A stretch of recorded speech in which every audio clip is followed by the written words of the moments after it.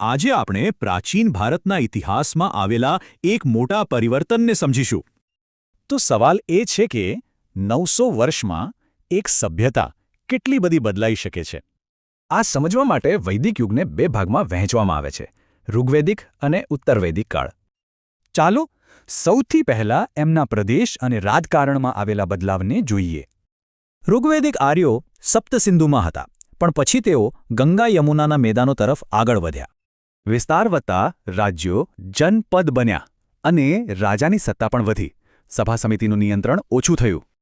આ રાજકીય બદલાવની સીધી અસર એમના સમાજ અને સ્ત્રીઓના સ્થાન પર પણ પડી. જે વર્ણ વ્યવસ્થા પહેલાં કામ પર આધારિત હતી, તે હવે જન્મ પર આધારિત અને કઠોર બની ગઈ. એની સાથે જ ગોત્ર પ્રથા પણ મજબૂત બની અને સગોત્ર લગ્ન પર પ્રતિબંધ આવ્યો. પણ સૌથી મોટો ફેરફાર તો સ્ત્રીઓની સ્થિતિમાં જોવા મળ્યો. ઋગ્વૈદિક કાળમાં એમનું સ્થાન ઘણું ઊંચું હતું, પણ ઉત્તરવૈદિક કાળ આવતા સુધીમાં એમના અધિકારો ઘટ્યા અને સ્થિતિ નબળી પડી.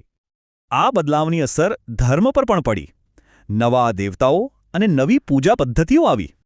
ઇન્દ્ર અને અગ્નિ જેવા દેવતાઓનું મહત્વ ઘટ્યું અને પ્રજાપતિ, વિષ્ણુ અને રુદ્ર મુખ્ય બન્યા. પૂજાનું મુખ્ય અંગ યજ્ઞ હતું, પણ યજ્ઞ કરવાની રીત પણ હવે બદલાઈ ગઈ હતી. પહેલાંના સાદા યજ્ઞો હવે જટિલ અને ખર્ચાળ બન્યા, જેમ કે અશ્વમેધ અને રાજસૂય યજ્ઞ. તો આ બધા ફેરફારોનું મૂળ કારણ શું હતું? જવાબ છે એમનું આર્થિક જીવન. પશુપાલન પર આધારિત અર્થતંત્ર હવે સંપૂર્ણપણે ખેતી પર નિર્ભર થઈ ગયું. અને આ શક્ય બન્યું લોખંડના ઓજારોને કારણે, જેનાથી ખેતીમાં એક મોટી ક્રાંતિ આવી. ખેતી મુખ્ય બનતા જ જમીન કિંમતી બની અને હવે જમીનની માલિકી માટે યુદ્ધો થવા લાગ્યા.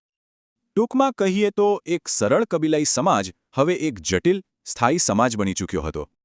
આમ આદિવાસી સભાઓમાંથી સામ્રાજ્ય બન્યા અને પશુપાલનમાંથી ખેતી મુખ્ય વ્યવસાય બન્યો. અને વિચારવા જેવી વાત એ છે કે આ પ્રાચીન ફેરફારોએ આજના ભારતનો પાયો કેવી રીતે નાખ્યો.